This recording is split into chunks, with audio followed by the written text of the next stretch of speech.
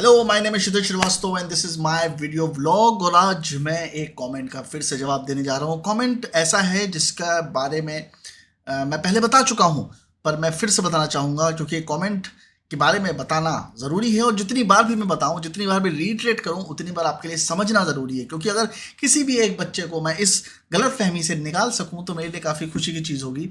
तो पहले कमेंट पढ़ते हैं। तो कमेंट बीइंग मैच्योर्ड 7384 ने पूछा है। उन्होंने कहा है कि मुझे नहीं लगता कि आप डायरेक्शन को लेके कभी पैशनेट थे, आप सिर्फ ग्लैमर को देख के आए थे, अदरवाइज आज कहीं ना कहीं तो होते ही। बीइंग मैच्योर्ड ने शायद मेरे पुराने वीडियोस नहीं देखे हैं, इसलिए शायद उन्होंने ऐसा लिखा है। उन्होंने शायद मेरे रिसेंट वीडियोस देखे होंगे और उनको ये गलतफहमी हो गई कि मैं शायद ग्लैमर को देख के वहाँ पे आया था। आई विश कि मैं ग्लैमर को देख के मुंबई फिल्म इंडस्ट्री आया होता तो मेरी शायद थिंकिंग कुछ और होती और मैं अलग जोन में जाता। पर मैं बेसिकली वो बेवकूफ़ था जो ग्लैमर को देख के नहीं आया था, जो स्ट्रगल और पेन को देख के आया था। Somehow I got this idea inside my mind by reading books about struggles and everything, that if you don't have enough struggle in your life, if you don't have enough pain in your life, you will never be successful. So instead of looking at glamour, I was looking for suffering, because मैंने ऐसी बहुत सारी किताबें पढ़ी थी। Again वो idea भी इम्तियाज़ अली ने रॉकस्टार में यूज़ किया है, जहाँ पे ये बार बार रीट्रेट किया जाता है through historical differences and biographies कि जब तक आप सफ़र नहीं करोगे आपकी आर्ट निकल के नहीं आएगी। So I wanted to suffer in film industry and for the sake of art. और मुझे लगता था जितना मैं सफ़र करूँगा उतना अच्छा मैं आर्टिस्ट बनता जाऊँगा। धीमे धीमे ये गलतफहमी मेरी दूर होती गई और मुझे समझ में आया कि ग्लैमर क्यों इंपॉर्टेंट है, क्यों हम उस चीज़ के लिए आए हैं। मैं ग्लैमर के पीछे इसलिए भी नहीं था क्योंकि मैं कभी भी ये करण जौहर, आदित्य चोपड़ा, महंगे कपड़े, महंगे जूते, बहुत पैसे कमाने के लिए नहीं आया था फिल्म इंडस्ट्री में। मैं तो अनुराग कश्यप को फॉलो करता था उस टाइम पे, और मैं फिल्म फेस्टिवल्स को फॉलो करता था। हॉलीवुड का जो क्रिटिक्स वाला सिनेमा है और जो ऑस्कर विनिंग फिल्म है, कांस विनिंग फिल्म है, सनडांस विनिंग फिल्म है, एम्पायर्स की टॉप लिस्टिंग फिल्म है, तो मैं उस तरह की फिल्में जो कि लोगों को पहले स्लो लगती हैं, मुझे भी लगती थी, अब भी लगती हैं, पर मैं ऐसा मानता था कि ये फिल्में ही आपको इंटेलेक्चुअल लेवल पे लेके जाती हैं। क्योंकि कहीं से मेरे दिमाग में बहुत पहले ये आइडिया जन्म ले गया था कि मुझे महान इंसान बनना है। तो मुझे ग्लैमर नहीं चाहिए था, मुझे महान इंसान बनना था। पर महान इंसान आप बनने के बाद बनते हो, मुझे पहले बनना था। सो वो जो ओवर एम्बिशियसनेस थी जो मैंने पहले भी डिस्कस की है, वो मेरे अंदर थी। वो कैसे आई मुझे नहीं पता, उसके पीछे उसका क्या ओरिजिन है मुझे नहीं पता, बट वो थी। मतलब एक ग्रेट आदमी बनने की, एक इंटेलेक्चुअल आदमी बनने की। वो शायद कहीं ना कहीं जो एक इन्फ्eriority कॉम्प्लेक्स था मेरे अंदर, उसको ओवरकम करने की एक कोशिश थी। इन्फ्eriority कॉम्प्लेक्स मेरे अंदर बहुत बचपन से ही था, जिसके बारे में शायद मैंने कभी डिस्कस किया भी होगा। नहीं किया तो बता देता हूँ। मेरे अंदर बहुत मेजर इन्फ्eriority कॉम्प्लेक्सेस थे। मुझे लगता था मैं देखने में अच्छा नहीं लगता हूँ, मैं इंटेलिजेंट नहीं हूँ, मैं बोल नहीं पाता हूँ। बहुत सारी ऐसी प्रॉब्लम्स थी मेरे अंदर जिसको ओवरकम करने के लिए मैंने इतनी किताबें पढ़नी शुरू करी, इतना फिल्में देखनी शुरू करी, इस पर्टिकुलर तरीके से बिहेव करना शुरू किया, just so that I could become a different person. And I became a different person, but in that process I missed some things. I lost myself. I became a man of quotes. तो मैं बहुत सारी चीज़ें जो coat करता हूँ वो किताबों से होती हैं, रेफरेंसेस होती हैं। Those are not my original thoughts and I accept that. तो वो है एक प्रॉब्लम। तो ये आपका जो सोचना है भाई, वो टोटली गलत है। ग्लैमर को देख के मैं नहीं आया था। और जहाँ तक आपका ये कहना है कि अदरवाइज आप कहीं ना कहीं तो होते, ये जो एजम्पशन है ये बहुत डेंजरस है। मतलब ये इतना मैसिव डेंजरस एजम्पशन है ये, जो मैं भी करता। आज से 10 साल पहले मैं भी करता था। मेरे को ऐसा लगता था कि अगर कोई आदमी किसी चीज़ में जो वो चाहता है उस लेवल की सक्सेस नहीं अटेन कर पाया है तो उसका मतलब उसके अंदर ही कोई फॉल्ट होगी। दुनिया में कोई फॉल्ट नहीं है, उसके अंदर ही कोई फॉल्ट होगी। I refuse to believe that if someone is working hard and is honest and is doing taking every right thing, then he will become successful. And that myth was also broken, because actually हमें ये मानना अच्छा लगता है कि दुनिया ना किसी रूल से चलती है, किसी लॉ से चलती है। दैट इज वाई सालों से हम ये साइंस को बिलीव करते आ रहे हैं, जिसमें एक सेट ऑफ रूल्स दिए जाते हैं, जनरल लॉज दिए जाते हैं। और हम मानते हैं कि ऐसे ही दुनिया चलती है। फिर एक नया साइंटिस्ट आता है, फिर उस चीज़ को ब्रेक करता है, फिर उसका एक्सेप्शन देता है, फिर एक नई थ्योरी आती है और हर बार ये थ्योरी चैलेंज होती है, वो चेंज होती रहती है। और उसके बाद भी हम ये मानने को तैयार नहीं होते कि साइंस अभी भी फॉल्टी है, वो एब्सोल्यूट नहीं है, उसमें चेंजेस होते रहेंगे। तो वैसे ही दुनिया का कोई लॉ नहीं है। आप ये सोचो कि आप अच्छा काम कर रहे हो तो आपके साथ अच्छा होगा। अगेन कर्मा का रूल कि अच्छा करोगे तो अच्छा होगा, बुरा करोगे तो बुरा होगा। This rule was made so that people can survive in a society, so that people will be encourage to do good. It has nothing to do with how this world works. आप किसी के साथ अच्छा करते रहो, एक दिन हो सकता है वो आपको धोखा देके चला जाए, आप कुछ नहीं कर पाओगे, and you will keep on crying कि यार मेरे साथ ऐसा क्यों हुआ, मैंने तो अच्छा किया, मुझे सब लोगों ने यही बोला था। तो the problem is in it, and this problem prevails mostly in middle class. कि आपको एक सेट ऑफ रूल्स बता दिए जाते हैं।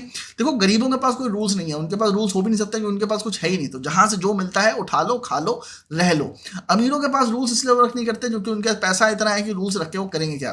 तो जो सारे रूल्स हैं वो 80 to 90% जो मिडिल क्लास में लोग रहते हैं इनको संभालने के लिए हैं, क्योंकि अगर ये संभले रहेंगे तभी रिवॉल्यूशन नहीं होगा, तभी प्रोटेस्ट नहीं होंगे, तभी राइट्स नहीं होंगे। तो अगर आप देखोगे किसी भी ऐसे मेजर जो रिवॉल्यूशंस होते हैं उसमें हमेशा मिडिल क्लास ही इन्वॉल्व होता है। तो मिडिल क्लास को शांत रखना बहुत ज़रूरी है क्योंकि उनकी पॉपुलेशन बहुत ज़्यादा है, और उनको शांत रखने का तरीका ये है कि उनको उनकी बेसिक नीड्स प्रोवाइड करो और उसकी लत लगा दो, और उसके बाद वो शांत बैठे रहते हैं। सो जो एजम्पशन की बात की मैंने, एडवर्टाइजिंग से लेके, मार्केटिंग से लेके, फिल्म प्रोडक्शन से लेके, मैनेजमेंट से लेके, आप किसी भी फील्ड में चले जाओ, there are people who will assume things, and this assumption is a greatest threat to human mind. कि आप एज्यूम कर लेते हो कि अगर आपने ये कर लिया होता तो आप ऐसा हो जाता, अगर आपने ऐसा कर दिया होता तो आप ऐसा हो जाता, अगर ऐसा कर लिया होता तो आप कहीं ना कहीं तो आज होते, आपने ऐसा कुछ तो गलत किया होगा।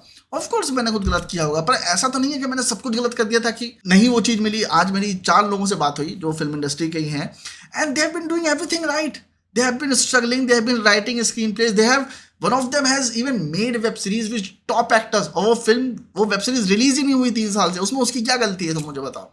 मैंने ऐसी 5 से 6 स्क्रिप्टें लिखी हैं जो बड़े बड़े प्रोड्यूसर्स ने खरीद ली मुझसे। कई लोग पूछते हैं ना पैसा कहाँ से आता है, तो पैसे आए मेरे पास, पूरे पैसे नहीं आए, साइनिंग दिए, सेकंड इंस्टॉलमेंट दी, 15-15, 20-20 लाख के कॉन्ट्रैक्ट होते हैं, तो 5-6 लाख रुपए आते हैं ऐसे स्क्रिप्टों से। उसके बाद वो फिल्म रिलीज ही नहीं होती। तो what are the chances of that कि मैंने 2 फिल्में बनाई, वो रिलीज नहीं हो पाई। मैंने 5-6 फिल्में लिखी जो बड़े बड़े प्रोडक्शन हाउसेस से पास पड़ी हैं, हैंकी पड़ा हुआ है उसके ऊपर, रुमाल पड़ा हुआ है, और वो निकल नहीं पा रही है बाहर। और पर मैं अकेला नहीं हूँ, ऐसे हज़ारों लोग हैं जिनके बारे में आप नहीं जानते हो। ये तो मैं अकेला हूँ जो यूट्यूब वीडियो बना रहा है। तो ये जो एजम्पशन है ना कि आप कभी पैशनेट नहीं थे और आप कहीं ना कहीं तो होते, ये बहुत ही बेवकूफ़ी भरा एजम्पशन है, क्योंकि आपको डिटेल्स पता ही नहीं है। आपका एजम्पशन जो है वो सिर्फ 1-2 वीडियो जो आपने मेरे देखे हैं उसके बेसिस पे है। मेरे जैसे हज़ारों लोग हैं जो बहुत पैशनेट हैं, जो बहुत नॉलेजेबल हैं, जो लगातार उसी में डूबे रहते हैं और करते रहते हैं और अपनी ज़िंदगी बर्बाद भी कर चुके हैं। मैं एक ऐसे बंदे को जानता हूँ जो आज 45 साल का हो चुका है। He is a master of camera, he knows everything about camera, but he could never become cinematographer. What is the reason? Maybe some X factor, maybe some other thing, and I have seen कि spot boy कुछ ऐसे हैं जो cinematographer बन गए, कुछ ऐसे dancers थे जो बैक डांस करते थे वो सिनेमेटोग्राफर बन गए, कुछ ऐसे एक्टर्स थे जो सिनेमेटोग्राफर बन गए, कुछ डायरेक्शन करने आए थे वो बन गए, कुछ एक्टर बनने आए थे सिंगर बन गए, कुछ राइटर बनने आए थे एक्टर बन गए, कुछ डायरेक्टर बनने आए थे डांसर बन गए, कुछ भी बन जाता है वहाँ पे। तो it's a matter of destiny. So you have to trust somewhere that there is something which is bigger than you and it exists, and there are times when you have no control over your destiny. No matter what you do, you will get whatever is written for you, and in your 20s you won't believe that, and there's no reason for you to believe that, and it's better if you don't believe that. So don't believe that there's a certain thing called destiny. Work as hard as you can, and if you want to blame me and say ki, and if you want to live in this delusion that if you work hard, if you put everything by tick mark everything, it is written in a success book, कि अगर आप ये सारी चीज़ें करते हो तो आप सक्सेसफुल हो जाओगे। तो वो बुक लेके मैं भी गया था मुंबई और सारी चीज़ें टिक मार्क भी की थी। बुक रीडिंग करना, फिल्में देखना, लोगों से मिलना, टॉकिंग स्किल्स डेवलप करना, सेट पे लोगों से मिलना, सारी चीज़ें टिक मार्क की थी। But still no one will give you work just because you are there and you are very good. People will give you work just because only because when you are related to them, or because you have worked with them for 5-6 years and they are very much connected to you. So that is the truth of life. It is stupid to understand this one thing, that you are given opportunity just because you are good. You are given opportunity when someone likes you. So there's a coverage of knowledge on top of it, but underneath it is basically one person's likeness towards another person. So that's the thing, and this is one thing that I wanted to tell you about in this video.